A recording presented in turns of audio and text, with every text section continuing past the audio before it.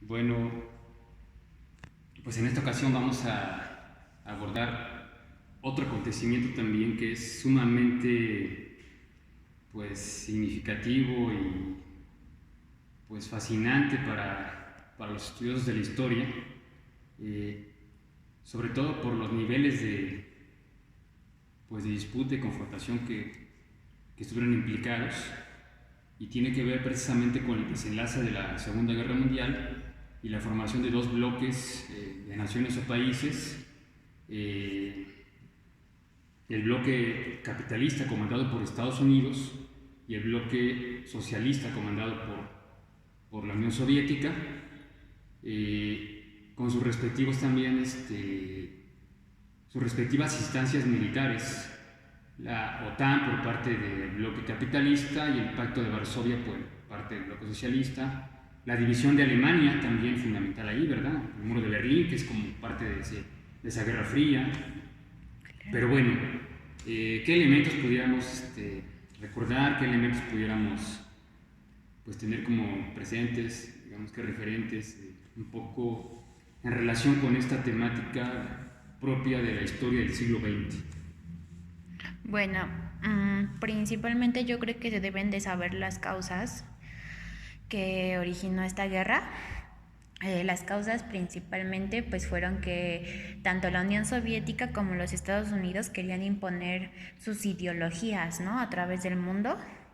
Otra de las causas que fue el plan Marshall, el cual pues tenía como objetivo que los norteamericanos presentaran recursos económicos a bajos intereses, ¿no?, para que los demás capitalistas resurgieran tras la Segunda Guerra Mundial.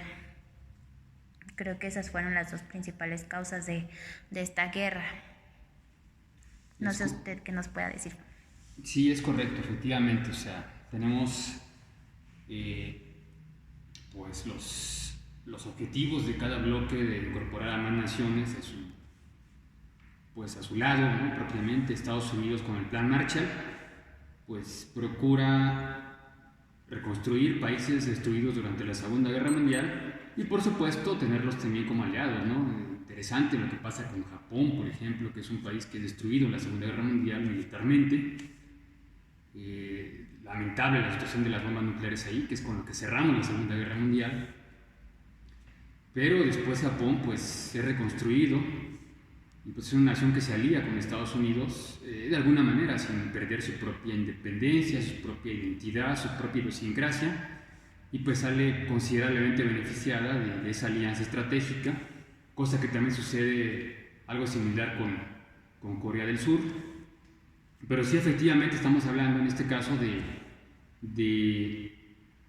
del intento por parte de esos dos bloques de lograr su expansión hacia las demás áreas del planeta, hacia las demás naciones, y se libraron diversas guerras regionales militares, confrontaciones militares regionales, precisamente en ese contexto.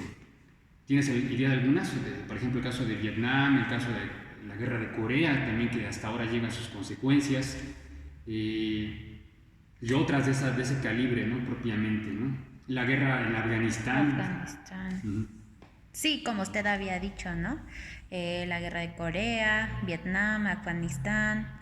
Dice que, bueno, yo pienso que también la guerra de las Coreas y también la crisis de los misiles. Ese acontecimiento de la crisis de los misiles es interesante, ¿no? Porque ahí precisamente llegamos a un momento de tensión de gran alcance, o sea, cuando los americanos impiden que los soviéticos instalen misiles nucleares en Cuba, porque sentían una amenaza directa pues ya muy cercana, ¿no? Digamos a su propio territorio. Finalmente se negocia y pues retiran la instalación de los misiles, parcialmente instalados, pero aún no las cabezas nucleares, evidentemente. Aviones espías norteamericanos descubren, ¿no? Interesante también la inteligencia norteamericana en ese sentido. De hecho, parte de la Guerra Fría es eso, también el duelo de los núcleos de inteligencia de las potencias, de las superpotencias, ¿no? La CIA por parte de Estados Unidos y la KGB por parte de Rusia, de la Unión Soviética, que llevan a cabo un duelo fundamental e interesante. Cabe resaltar incluso, quizá no lo hemos comentado en otros momentos, pero cómo precisamente el presidente de Rusia actual, que es Vladimir Putin, pues fue un miembro distinguido de la KGB, y en su momento, cuando se derrumba el muro de Berlín, él se encontraba precisamente presente en esa ciudad alemana, que es el inicio de su reunificación, y que pues para un ruso que ve que su nación no interviene, seguramente marcó de manera fundamental pues lo que él iba a hacer después como dirigente de Rusia, ¿no? Claro. Y yo le tengo una pregunta. ¿Por qué la Guerra Fría se llama así? Guerra Fría. Sí, interesante eso, ¿verdad? Guerra Fría, como si existieran guerras que no fueran frías o que guerras que fueran frías. En realidad yo entiendo que es como un recurso, considero que es un recurso que han usado pues expertos de ese tipo de acontecimientos para denotar precisamente o distinguir esta confrontación de guerras que se han librado directamente entre potencias pues de gran envergadura, ¿no? Hay que resaltar esto, hay que aclarar esto de manera fundamental. Estados Unidos y Rusia nunca se enfrentaron directamente militarmente. O sea, Rusia nunca atacó a Estados Unidos y Estados Unidos nunca atacó a Rusia en forma directa, sus ejércitos, ¿no?